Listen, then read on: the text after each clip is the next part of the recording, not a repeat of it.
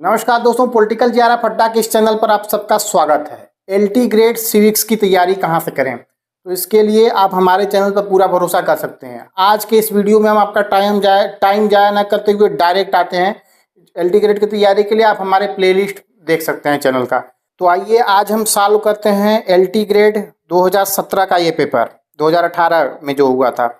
ठीक है, इस पेपर को सॉल्व करते हैं और देखते हैं प्रश्न कैसे पूछे जाते हैं। वैसे ही तैयारी हमारे चैनल पे आप लोग को करवाई जाएगी, जिससे 60 में 60 क्वेश्चन आप लोग का तैयार होगा।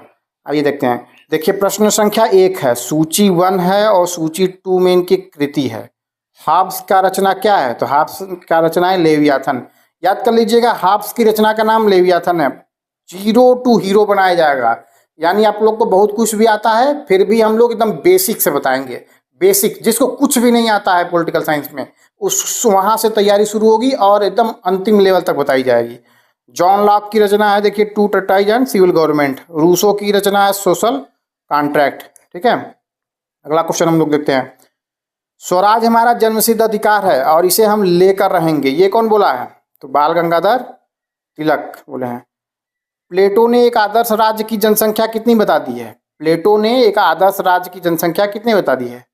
तो 5040। ठीक है, किस राजनीतिक चिंतक ने अपनी आत्मकथा में लिखा उसकी मां ने जुड़वा बच्चों को जन्म दिया, स्वयं उसे और डर को?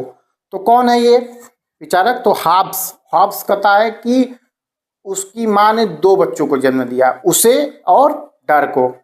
ये याद करने वाली चीजें हैं।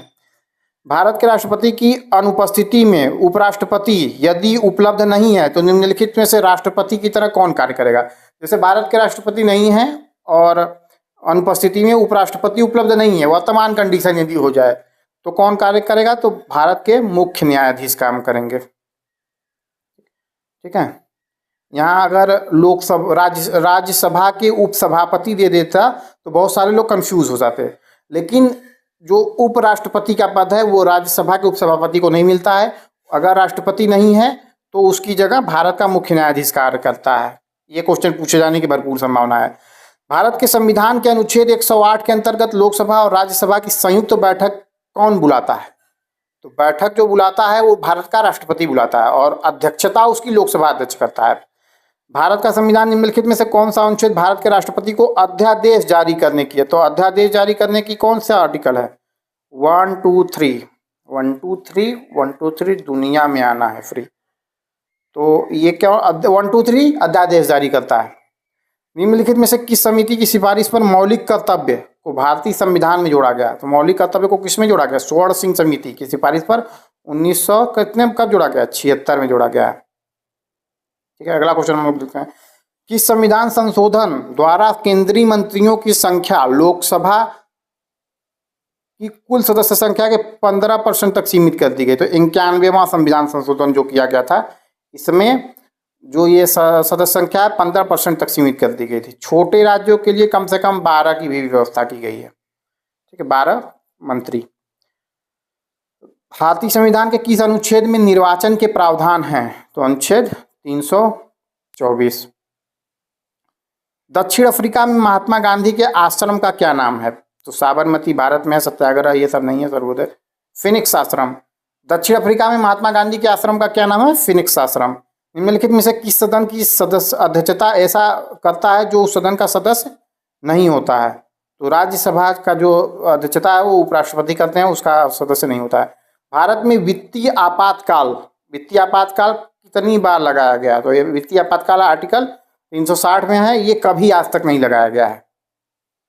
स्पीकर निर्णायक मत का प्रयोग कब करता है? ऑप्शन है महाभियोग प्रस्ताव पर, अनुच्छेद 368 पर, 52 पर, समान मत आने पर। तो स्पीकर अपने निर्णायक मत का प्रयोग कब करता है? समान मत आने पर।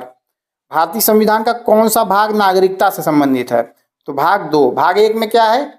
भारत और उसके राज्य क्षेत्र। भाग 2 में नागरिकता। भाग 3 में मौलिक अधिकार। ठीक है, भारत का संविधान भारत को निम्नलिखित में से क्या घोषित करता है? तो ये एक यूनियन घोषित करता है। जब आप पढ़ेंगे आर्टिकल 1, तो आर्टिकल 1 में दिया है India that is Bharat shall be union of the state. Bharat का संविधान निम्नलिखित में से किसको अवशिष्ट शक्तियां देता है? तो अवशिष्ट शक्तियां किसको देता है? भारत का संविधान केंद्र सरकार को देता है। अवशिष्ट शक्तियों से मतलब ये है कि ऐसी शक्तियां जो अभी वर्तमान में नहीं है। जैसे इंटरनेट अभी हाल ही में कुछ वर्षों में आया है, प्रारंभ में था नहीं। तो फ्यूचर वाली शक्तियाँ ये अवशिष्ट शक्तियाँ कहलाती हैं। ये भारत संविधान की प्रारूप समिति की अध्यक्ष कौन था? तो प्रारूप समिति का अध्यक्षता कौन है? BR अम्बेडकर है। भारत की संविधान निर्मात्री सभा का कानूनी सलाहकार कौन है? तो कानूनी सलाहकार हैं BN राव जी। गोपाल कृष्ण गोखले किस वर्ष भारतीय कांग्रेस समिति के अध्यक्ष बने हैं? तो 1905 में बनते हैं। ठीक है।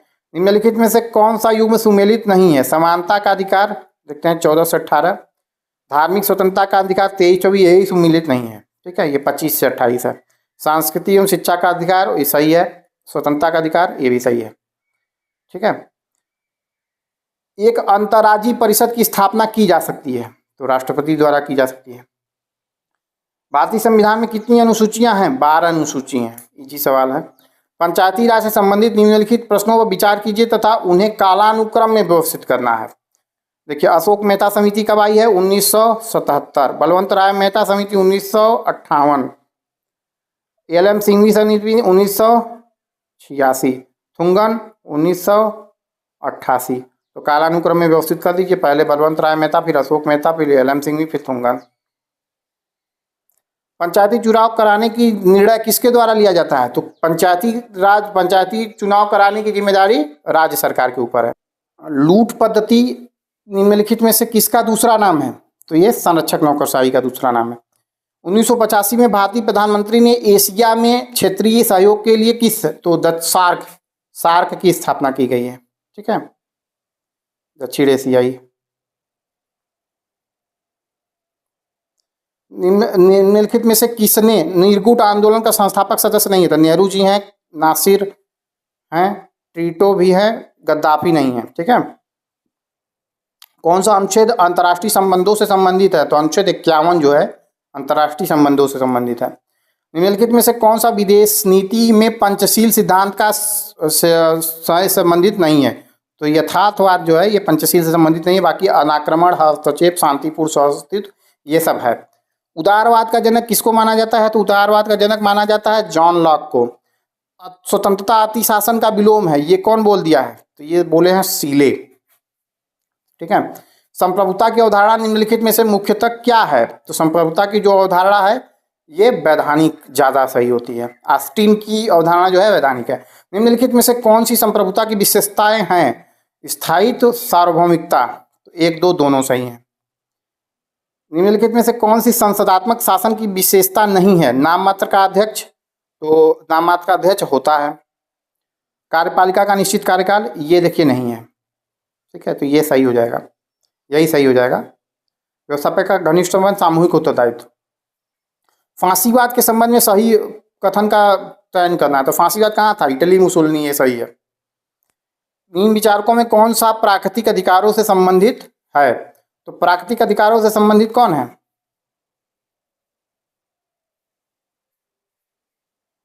जॉन लॉक है। इनमें से कौन वैज्ञानिक समाजवाद का प्रतिपादक है? Karl Marx. कानून उच्चतम द्वारा निम्नतम को दिया गया आदेश है, किसका कथन है? ऑस्टिन का कथन है। राजनीतिक स्वतंत्रता आर्थिक स्वतंत्रता के बिना कल्पना है, ये कोल का कथन है। राज्य की उत्पत्ति का सबसे प्राचीन सिद्धांत कौन सा है? तो सबसे प्राचीन सिद्धांत है देखिए दैविक उत्पत्ति का।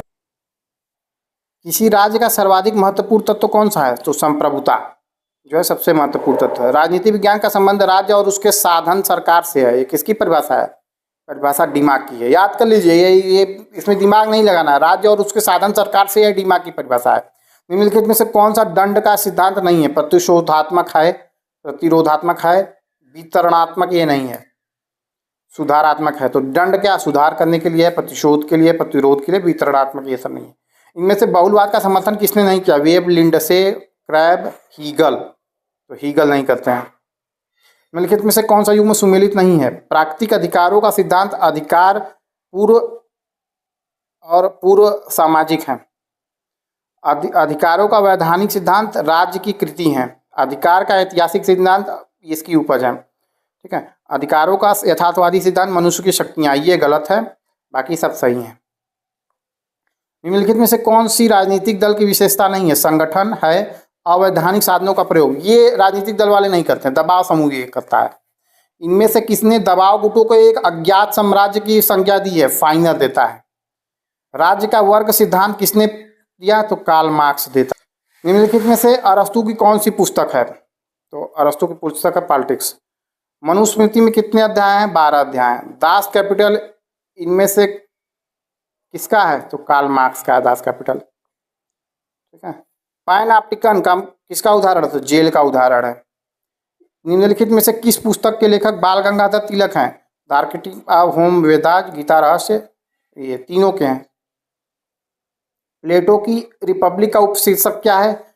तो ये है न्याय से संबंधित। देखिए, मानव चेतना की कामना करता है, स्वतंत्रता में अधिकार शामिल है और अधिकार राज्य की मांग करते हैं। ये किसका कथन है?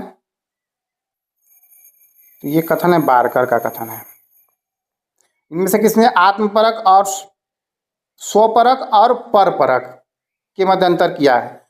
तो एक ये J.S. मिल बताते हैं कार्य दो प्रकार के होते हैं, एक जिससे दूसरे को फर्क पड़ता है, एक जिससे दूसरे को फर्क नहीं पड़ता है। ठीक है। अगला क्वेश्चन हम लोग देखते हैं। महात्मा गांधी का राजनीतिक गुरु कौन है? तो गोपाल कृष्ण गोखले हैं। तिलक को भारतीय अशांति का जनक किसने कर दिया है? तो वेलेंटाइन सिरोल ने कहा है। तो कल से आप लोग देखिएगा हमारा वीडियो, चैनल पर प्ले स्टोर में उपलब्ध रहेगा। वीडियो देखने के लिए बहुत बहुत धन्यवाद। चैनल को लाइक, कमेंट, शेयर, सब्सक्राइब कर दीजिएगा। जिस टाइप का क्वेश्चन पूछा गया है लगभग इससे भी थोड़ा सा टफ क्वेश्चन हम लोग बना के प्रैक्टिस पूरा करवाएंगे। ठीक है। वीडियो देखने के लिए बहुत बहुत धन्यवाद। भरोसा रखिएगा हमारे चैनल पर।